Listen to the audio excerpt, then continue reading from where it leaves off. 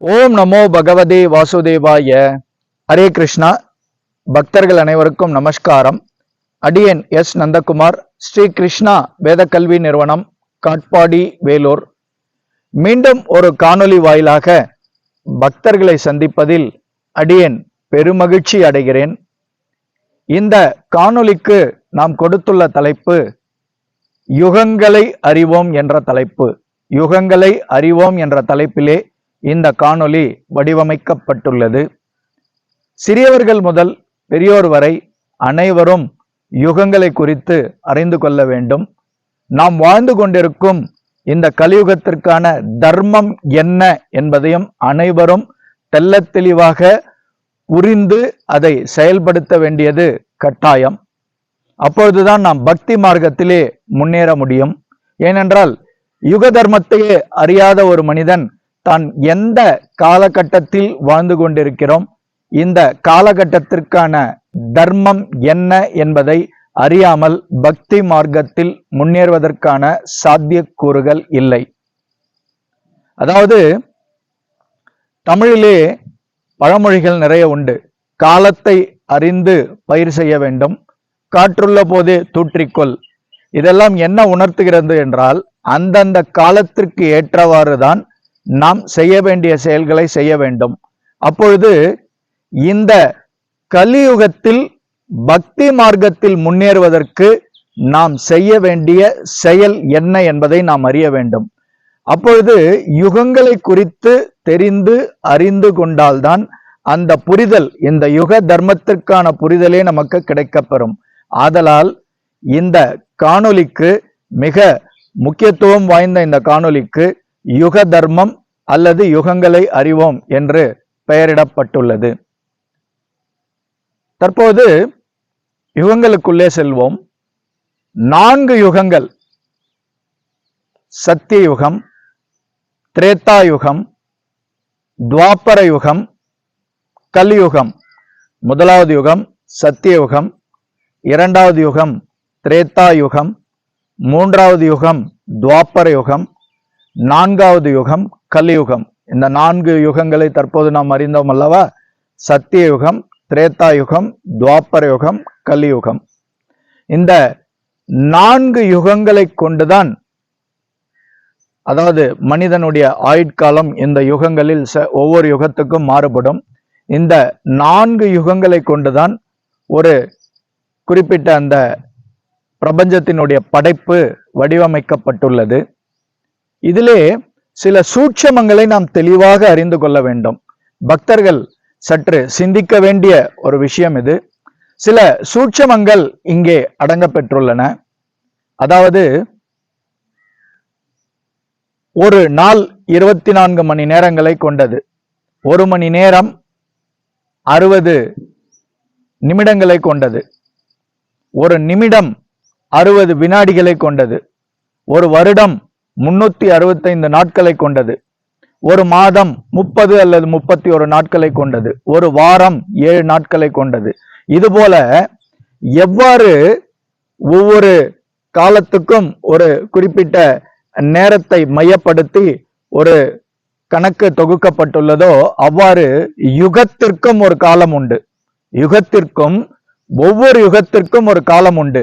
இங்கே சற்று பக்தர்கள் கூர்ந்து சிந்திக்க வேண்டிய விஷயம், 4,32,000 என்பதுதான் அடிப்படை கணக்கு. 4,32,000 வருடங்கள். இதை நீங்கள் குறித்து வைத்துக் கொள்ளுங்கள். 4,32,000 ஆங்கிலத்திலே கூறப்போனால் 4,32,000. இதுதான் இந்த கலியுகத்தினுடைய மொத்த ஆயுட்காலம். அந்த வகையில நீங்கள் எடுத்துக்கொண்டால் கீழிருந்து மேலே போகும். அதாவது நம்முடைய இந்த கடைசி யுகமான கலியுகத்தில் நாம் வாழ்ந்து கொண்டிருக்கிறோம். இதற்கு முன்னாடி யுகம் துவாபர யுகம், அதற்கு முந்தைய யுகம் திரேதா யுகம், அதற்கு முந்தைய யுகம் முதலாவது யுகமான சத்திய யுகம்.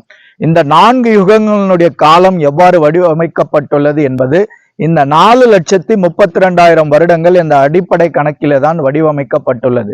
அதை சற்று தெளிவாக பார்ப்போம். கலியுகத்தினுடைய ஆயுட்காலம், மொத்த ஆயுட்காலம் 4,32,000 வருடங்கள். நாம் ஏற்கனவே கூறியது போல இதற்கு முந்தைய யுகம், அதாவது நாம் வாழ்ந்து கொண்டிருப்பது 4வது யுகமான கலியுகம். இதற்கு முந்தைய யுகமான துவாபர யுகத்தினுடைய ஆயுட்காலம் எடுத்துக்கொண்டால் 4,32,000 2ஆலே நீங்கள் பெருக்குங்கள், மல்டிப்ளை பை 2. அப்படி என்றால் கணக்கு என்ன வரும் என்றால் 8,64,000 வருடங்கள். அதாவது இந்த கலியுகத்தினுடைய முந்தைய யுகமான துவாபர யுகத்தினுடைய 3வது யுகத்தினுடைய மொத்த ஆயுள் 8,64,000 வருடங்கள். அடுத்ததாக 2வது யுகம், அதாவது திரேதா யுகத்தினுடைய ஆயுட்காலம் என்னவென்றால் 4,32,000 3ஆலே நீங்கள் பெருக்கிக் கொள்ளுங்கள். அப்படி பெருக்கினீர்கள், மல்டிப்ளை பை 3. அப்படி என்றால் 12,96,000 வருடங்கள். அதாவது 12,96,000 இயர்ஸ். ஆம், 12,96,000 12,96,000 வருடங்களை ஆயுட்காலமாக கொண்டதுதான் 2வது யுகமான அந்த திரேதா யுகம். அடுத்ததாக முதல் யுகமான சத்தியுகம், அந்த சத்தியுகத்தினுடைய ஆயுட்காலத்தை பற்றி நாம் கணக்கிற்கு வருவோம். இங்கே அந்த நான் அடிப்படை காலம் என்று சொன்னேன் அல்லவா, கலியுகத்தினுடைய மொத்த ஆயுள் 4,32,000 வருடங்களை 4ஆலே பெருக்குங்கள், மல்டிப்ளை பை 4.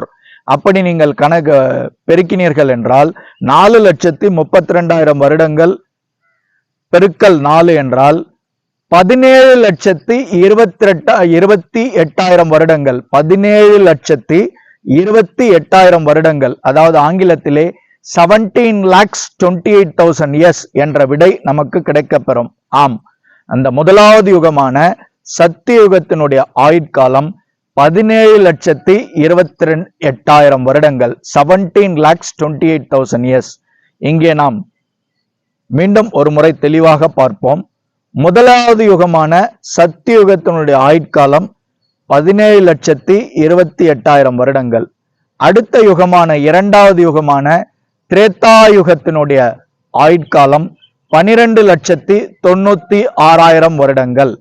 3வது யுகமான துவாபர யுகத்தினுடைய ஆயுட்காலம் 8,64,000 வருடங்கள். கடைசி யுகமான இந்த கலியுகம், தற்போது நாம் வாழ்ந்து கொண்டிருக்கும் இந்த கலியுகத்தினுடைய ஆயுட்காலம் 4,32,000 வருடங்கள். இப்போது கணக்கு உங்களுக்கு தெளிவாக கிடைக்கப்பெற்றிருக்கும். கடைசி யுகமான கலியுகத்தினுடைய ஆயுட்காலம் 4,32,000 வருடங்கள். இதை நீங்கள் கூட்டினாலும் சரி, அதை அப்படியே அதாவது இதற்கு முந்தைய யுகத்தில் இன்னொரு 4,32,000 வருடங்களை கூட்டுங்கள், 8,64,000 வருடங்கள் என்ற கணக்கு கிடைக்கப்பெறும். அதற்கு முந்தைய யுகமான திரேதா யுகத்தினுடைய ஆயுட்காலம் இன்னொரு 4,32,000 வருடங்களை கூட்டுங்கள். அதற்கு முந்தைய முதல் யுகமான சத்தியுகத்தினுடைய ஆயுட்காலம் இன்னொரு 4,32,000 வருடங்களை கூட்டுங்கள். அதாவது அடிப்படை கணக்கு இந்த 4,32,000 வருடங்கள் என்பதுதான். சரி, இங்கே இந்த யுகங்களினுடைய மொத்த ஆயுளை குறித்து பார்த்தோம். இப்பொழுது இந்த குறிப்பிட்ட யுகங்களில் மனிதனுடைய ஆயுள் எவ்வாறு வடிவமைக்கப்பட்டுள்ளது, அதாவது ஹியூமன் லைஃப் ஸ்பேன், ஒரு மனிதன் எத்தனை ஆண்டுகள் வாழ்வதற்கு இந்த யுகங்கள் எவ்வாறு வடிவமைக்கப்பட்டுள்ளது என்பதை நாம் இங்கே தெளிவாக காண்போம். இதுவும் முக்கியமான சூட்சம கணக்கு, பக்தர்கள் கூர்ந்து கவனிக்க வேண்டிய ஒரு விஷயம். அதாவது முதல் யுகமான சத்தியுகத்திலே மனிதர்கள் 1,00,000 ஆண்டுகள் வாழ்ந்துள்ளார்கள். ஆம், உங்களுக்கு ஆச்சரியமாக இருந்தாலும் இதுதான் உண்மை. முதல் யுகமான சத்தியுகத்திலே மனிதனுடைய ஆயுள் 1,00,000 வருடங்கள். சராசரியாக ஒரு மனிதன் தன்னுடைய வாழ்நாளை 1,00,000 வருடங்களாக அங்கே கொண்டிருந்தான். ஆச்சரியமாக இருக்கிறது அல்லவா? அடுத்த யுகமான திரேதா யுகத்திலே, 2வது யுகமான திரேதா யுகத்திலே மனிதனுடைய ஆயுள் முதல் யுகமான அந்த 1,00,000 ஒரு பூஜ்ஜியத்தை நீக்குங்கள், ரிமூவ் 1 0. அப்படி என்றால் 10,000 வருடங்கள். ஆம், அந்த திரேதா யுகத்திலே, 2வது யுகமான திரேதா யுகத்திலே மனிதனுடைய சராசரி ஆயுள் 10,000 ஆண்டுகளாக இருந்தது. தற்போது 3வது யுகத்திற்கு வருவோம். 3வது யுகத்தினுடைய பெயர் துவாபர யுகம், அதாவது கலியுகத்தினுடைய முந்தைய யுகத்தினுடைய பெயர் துவாபர யுகம். இந்த துவாபர யுகத்திலே அந்த திரேதா யுகத்தில் 10,000 ஆண்டுகள் இருந்ததல்லவா மனிதனுடைய ஆயுள், அங்கே ஒரு பூஜ்ஜியத்தை நீங்கள் நீக்குங்கள், ரிமூவ் 1 0. அப்படி என்றால் 1000 வருடங்கள் கலியுகத்தினுடைய முந்தைய யுகமான துவாபர யுகத்திலே மனிதன் 1000 ஆண்டுகள் தன்னுடைய ஆயுளாக கொண்டிருந்தான். ஆம், the human lifespan in the third yuga, that is Dvapara Yuga, is 1000 years. அதை நீங்கள் புரிந்து கொள்ள வேண்டியது. கடைசியாக கலியுகத்தில் மனிதனுடைய ஆயுள் குறித்து நாம் பார்ப்போம். இதற்கு முந்தைய யுகமான துவாபர யுகத்தில் 1000 ஆண்டுகள் ஆயுளாக மனிதன் கொண்டிருந்தான் அல்லவா? இப்போது நீங்கள் கலியுகத்தினுடைய ஆயுளை கணக்கிடுவதற்கு ரிமூவ் 1 0, அதாவது துவாபர யுகத்தில் மனிதன் கொண்டிருந்த அந்த ஆயுளினுடைய 1000 ஆண்டுகளிலிருந்து ஒரு பூஜ்ஜியத்தை நீக்குங்கள். அப்படி என்றால் 100 ஆண்டுகள். கலியுகத்தினுடைய ஆரம்பத்திலே மனிதனுடைய ஆயுள் 100 ஆண்டுகளாக இருந்தது. தற்போது அது குறைந்து கொண்டே வந்து கொண்டிருக்கிறது. ஆம், நம்முடைய மூதாதையர்கள் ஒரு 5 அல்லது 10 தலைமுறைக்கு முன்னால் சராசரியாக 100, 105, 110 ஆண்டுகள் எல்லாம் மக்கள் வாழ்ந்தார்கள். அதனால் தான் சராசரியான மனிதனுடைய ஆயுள் கலியுகத்திலே 100 ஆண்டுகள் என்று வடிவமைக்கப்பட்டுள்ளது. அதனால்தான் இந்த கலியுக மனிதனுடைய ஆயுள் மிக மிக அற்ப ஆயுள் என்று இதற்கு முந்தைய யுகத்தை ஒப்பிட்டு அறிஞர்கள், மேதாதையர்கள், வல்லுநர்கள் கூறுவார்கள். ஆம், 1,00,000 ஆண்டுகள் எங்கே, 10,000 ஆண்டுகள் எங்கே, 1000 ஆண்டுகள் எங்கே? இந்த கலியுக மக்கள் கொண்டிருக்கும் இந்த அற்ப ஆயுளாகிய 100 ஆண்டுகளோடு இதையெல்லாம் ஒப்பிட்டால் இதெல்லாம் பெரிய கணக்கல்லவா? ஆதலால் தான் கலியுக மக்கள் பொதுவாக மந்த புத்தியுடையவர்கள், ஆயுளும் மிக அற்ப ஆயுள் கொண்டவர்கள் என்று அறிஞர்களாலும் மேதாதைகளாலும் கூறப்படுகிறது.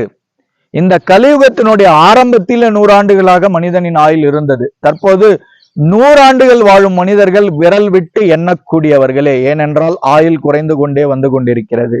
இந்த கலியுகம் 4,32,000 வருடங்களை கொண்ட இந்த கலியுகம் தற்போது 5,500 வருடங்களை மட்டுமே கடந்துள்ளது. சராசரியாக 5,200 வருடங்களை மட்டுமே கடந்துள்ளது. 5,200 years. இனி கலி தோராயமாக 4,22,000 ஆண்டுகள். இந்த கலியினுடைய 4,27,000 ஆண்டுகள், 4,27,000 years.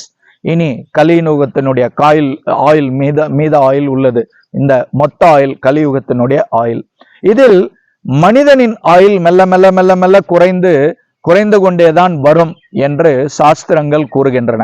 இதன் அடிப்படையிலே நீங்கள் கணக்கில் கொள்ள வேண்டியது, மனிதனுடைய ஆயுள் கடைசி யுகமான இந்த கலியுகத்திலே 100, இதற்கு முந்தைய யுகமான துவாபர யுகத்திலே 1000, அதற்கு முந்தைய யுகமான திரேதா யுகத்திலே 10,000, அதற்கு முந்தைய யுகமான முதல் யுகமான சத்தியுகத்திலே 1,00,000 ஆண்டுகள். அதே போல ஆயுளையும், அதாவது மொத்த இந்த கலியுகத்தினுடைய ஆயுட்காலத்தை தொடங்கி ஒவ்வொரு யுகத்தினுடைய ஆயுளையும் அடியேன் தெளிவாக குறிப்பிட்டேன். உங்களுக்கு ஏதாவது சந்தேகம் இருந்தால் இந்த காணொலியில் குறிப்பிடப்பட்டிருக்கும் தொலைபேசி வாயிலாக அடியேனை தொடர்பு கொண்டு இந்த சந்தேகத்தை நிவர்த்தி செய்து கொள்ளலாம். 4,32,000 வருடங்கள், 4,32,000 years. இதுதான் அடிப்படை கணக்கு. கலியுகத்தினுடைய ஆயுள் 4,32,000 வருடங்கள். இதற்கு முந்தைய யுகமான திரேதா யுகத்தினுடைய ஆயுள் மொத்த ஆயுள் 8,64,000 வருடங்கள். அதற்கு முந்தைய யுகமான, அதாவது திரேதா யுகம், கலியுகம், கடைசி யுகம் கலியுகம், அதற்கு முந்தைய யுகம் துவாபர யுகம், அதற்கு முந்தைய யுகம் திரேதா யுகம். திரேதா யுகத்தினுடைய மொத்த ஆயுள் 12,96,000 வருடங்கள். அதற்கு முந்தைய யுகமான முதல் யுகம் சத்தியுகத்தினுடைய மொத்த ஆயுள் 17,28,000 ஆண்டுகள், 17,28,000 years. இதுதான் கணக்கு. இதில் மனிதனுடைய ஆயுளை குறித்து தெளிவாக அறிந்து கொண்டோம். யுகங்களுடைய மொத்த ஆயுட்காலம் குறித்தும் தெளிவாக அறிந்து கொண்டோம் அல்லவா? தற்பொழுது யுக தர்மத்தை பற்றி பார்ப்போம். இதில் ஒவ்வொரு யுகத்திற்கும் ஒரு தர்மம் உண்டு. அதாவது தன்னுணர்வு அடைதல், அதாவது ஆத்ம ஞானம் அடைதல், அல்லது ஆங்கிலத்திலே செல்ஃப் ரியலைசேஷன் என்று அழைப்பார்கள். தன்னுணர்வு அடைவதற்காக பரிந்துரைக்கப்பட்ட ஒவ்வொரு யுகத்திற்கும் ஒரு வழிமுறை பரிந்துரைக்கப்பட்டது. அந்த வழிமுறைகள் என்ன? நான் இந்த கலியுகத்திலே பிறப்பெடுத்துள்ள ஒரு சாதா மானிட பிறப்பு எடுத்துள்ளேன். இங்கே நான் தன்னுணர்வு அடைவதற்கு, செல்ஃப் ரியலைசேஷன் அடைவதற்கு வழிவகை என்ன என்பது குறித்து பார்ப்போம். அது பற்றி தான் அடியேன் இப்போது தெளிவாக விளக்க உள்ளேன். முதல் யுகமான சத்தியுகத்திலே மனிதன் 1,00,000 ஆண்டுகள் வாழ்ந்ததால் அங்கே தன்னுணர்வு அடைவதற்காக பரிந்துரைக்கப்பட்ட வழி மிகப்பெரிய தியானங்கள். தியானங்கள் என்றால் ஒரு 10,000 20,000 வருடங்கள் தியானத்திலேயே கழிப்பார்கள். ஏனென்றால் அங்கே மனிதனுடைய ஆயுள் 1,00,000 ஆண்டுகள். அப்போது அவர் 20,000 ஆண்டுகளை தியானத்தில் கழிப்பதில் பெரிய விஷயம் இல்லை. ஏனென்றால் கஷ்டமான விஷயம் தியானம் செய்வது. இருந்தாலும் அந்த தன்னுடைய வாழ்க்கையிலே நீங்கள் பர்சன்டேஜ் என்று எடுத்துக்கொண்டால், சதவீதம் வாயிலாக எடுத்துக்கொண்டால், தன்னுடைய வாழ்நாளில் ஒரு 20% 20% அந்த மனிதனுடைய ஆயுளை அவர்கள் தியானத்திலே கழிப்பதற்கு அங்கே வழிவகை செய்யப்பட்டிருந்தது. அப்படி என்றால் 20,000 ஆண்டுகள், 1,00,000 வருடத்தில் 20% 20,000 ஆண்டுகள் அங்கே தியானத்தில் கழிக்கப்பட்டது. அதுதான் தன்னுணர்வு அடைவதற்காக பரிந்துரைக்கப்பட்ட வழி. இது முதலாவது யுகத்திலே. இந்த 20,000 ஆண்டுகள் தியானம் செய்வது கலியுக மக்களுக்கு சாத்தியமா? சாத்தியம் இல்லை. சோ முதல் யுகத்துக்கான தர்மம் முடிந்தது, சத்தியுகத்திற்கான தர்மம். இரண்டாவது யுகமான திரேதா யுகத்தினுடைய தர்மத்தை குறித்து வருவோம். இங்கே யுக தர்மம், அதாவது தன்னுணர்வு அடைவதற்காக, செல்ஃப் ரியலைசேஷன் என்று கூறக்கூடிய தன்னுணர்வு அடைவதற்காக பரிந்துரைக்கப்பட்ட வழி மிகப்பெரிய யாகங்கள்.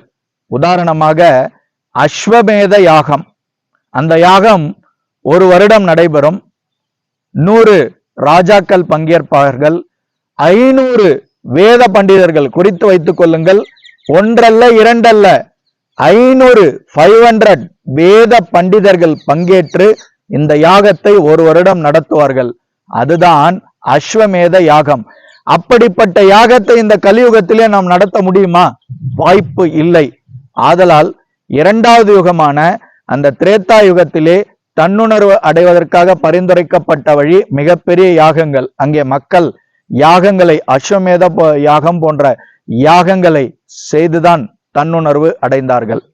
மூன்றாவது யுகமான துவாபர யுகத்தினுடைய இங்கே யுக தர்மம் என்ன, தன்னுணர்வு அடைவதற்காக பரிந்துரைக்கப்பட்ட வழி என்ன என்பதை குறித்து காண்போம்.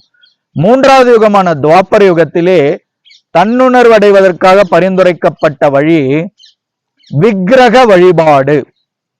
விக்கிரக வழிபாடு என்றால் தற்போது இருக்கும் ஆலயத்தில் இருக்கும் குயிக் தர்ஷன், விரைவு தரிசனம், எக்ஸ்பிரஸ் தரிசனம், விஐபி தரிசனம் அப்படி என்பது அல்ல. இந்த தரிசனம் என்னவென்றால் விக்கிரக வழிபாடு. மூன்றாவது யுகத்தினுடைய துவாபர யுகத்திலே விக்கிரக வழிபாடு என்னவென்றால் ஆலயத்திலே தங்கி, ஏனென்றால் அவர்களுடைய ஆயுட்காலம், துவாபர யுக மக்களுடைய ஆயுட்காலம் 1000 வருடங்கள். ஒரு 100 அல்லது 200 வருடங்களை விக்கிரக வழிபாடிலேயே அவர்கள் செலவிட முடிந்தது. காரணம், அவர்களுடைய ஆயுட்காலம் 1000 வருடங்கள். இதுவும் கலியுக மக்களுக்கு சாத்தியம் இல்லை.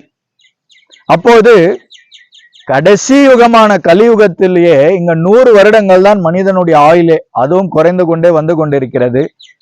இந்த யுகத்திற்கான தர்மம் என்ன? முன்னே கூறப்பட்ட 3 யுகங்களுடைய தர்மத்தை இந்த கலியுக மக்கள் அற்ப ஆயுளை கொண்டுள்ளதால் அதை செய்ய முடியாது. அப்போது தன்னுணர்வு அடைவதற்காக இங்கே பரிந்துரைக்கப்பட்ட வழிமுறை என்னவென்றால் அரிநாம சங்கீர்த்தனம் மட்டுமே. அரிநாம சங்கீர்த்தனமே இங்கு மிகப்பெரிய யாகம். ஆம், அரிநாம சங்கீர்த்தனம் என்றால் என்ன? பகவானுடைய நாமங்களை தொடர்ந்து ஜபித்துக் கொண்டிருப்பது. ஹரே கிருஷ்ண கிருஷ்ணா கிருஷ்ணா கிருஷ்ணா ஹரே ஹரே, ஹரே ராம ராம ராம ஹரே ஹரே. இந்த மந்திரம் தான் மகா மந்திரம். ஏனென்றால் பகவானுடைய, விஷ்ணு பகவானுடைய 10 அவதாரங்களிலே அந்த மானிட பிறப்பெடுத்து மிகப்பெரிய லீலைகளை புரிந்து வாழ்ந்து காட்டிய, மனிதனாக வாழ்ந்து காட்டிய இந்த ராம அவதாரம், கிருஷ்ண அவதாரம் மிக மேன்மை பொருந்திய அவதாரங்கள். ஆதலால் மற்ற அவதாரங்கள் எல்லாம் சற்று தாழ்ந்தவை என்ற கணக்கல்ல.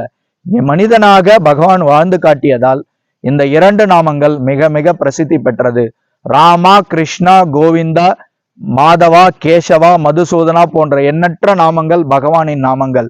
பகவானுடைய நாமங்களை கூறுவதுதான் அந்த ஹரிநாம சங்கீர்த்தனம் மட்டும்தான் அற்ப ஆயுளாகிய 100 வருடங்களுக்கும் குறைவாக கொண்ட இந்த கலியுக மக்கள் தன்னுணர்வு அடைவதற்காக பரிந்துரைக்கப்பட்ட மிகப்பெரிய வழிவகை இதுதான். ஆதலால் பக்தர்களுக்கு தெளிவாக புரிந்திருக்கும் என்று அடியேன் நம்புகிறேன். சத்தியுகம், திரேதாயுகம், துவாபர யுகம், கலியுகம் என்ற 4 யுகங்களுடைய மொத்த ஆயுளை குறித்து இந்த காணொலியிலே தெளிவாக விளக்கினோம். இங்கே ஒவ்வொரு யுகத்திலும் மனிதனுடைய ஆயுட்காலம் குறித்து தெளிவாக இந்த காணொலியிலே விளக்கி உள்ளோம். அடுத்ததாக தன்னுணர்வு, செல்ஃப் ரியலைசேஷன் அடைவதற்காக இங்கே இதற்கு முன்னாடி 3 யுகங்களில் எவ்வாறு வழிவகை இருந்தது, கடைசி யுகமான இந்த கலியுக மக்களுக்கு ஹரிநாம சங்கீர்த்தனத்தை தவிர தன்னுணர்வு அடைவதற்கு வேறு வழிமுறை எதுவும் கிடையாது, அது சாஸ்திரங்களில் பரிந்துரைக்கப்படவில்லை என்பதை தெளிவுபடுத்தி இந்த காணொலியை அடியேன் நிறைவு செய்கிறேன். மேற்கொண்டு உங்களுக்கு ஏதாவது சந்தேகம் இருப்பின் அடியேனை நீங்கள் தொலைபேசி வாயிலாக தொடர்பு கொண்டோ அல்லது நேரடியாக சந்தித்தோ நீங்கள் உங்களது சந்தேகங்களை நிவர்த்தி செய்து கொள்ளலாம். வாருங்கள், ஹரிநாம சங்கீர்த்தனத்தை செய்து அனைவரும் தன்னுணர்வு அடைவதற்கு, ஆத்ம ஞானம் பெறுவதற்கு வழிவகை செய்வோம். வாருங்கள் வாருங்கள் என்று உங்களை இருகரம் கூப்பி வரவேற்கிறேன். அடியேன் எஸ். நந்தகுமார், ஸ்ரீ கிருஷ்ணா வேத கல்வி நிறுவனம். நன்றி, வணக்கம். ஹரே கிருஷ்ணா, ஹரே ராமா. சர்வம் கிருஷ்ணார்ப்பணம். ஜெய் ஸ்ரீராம்.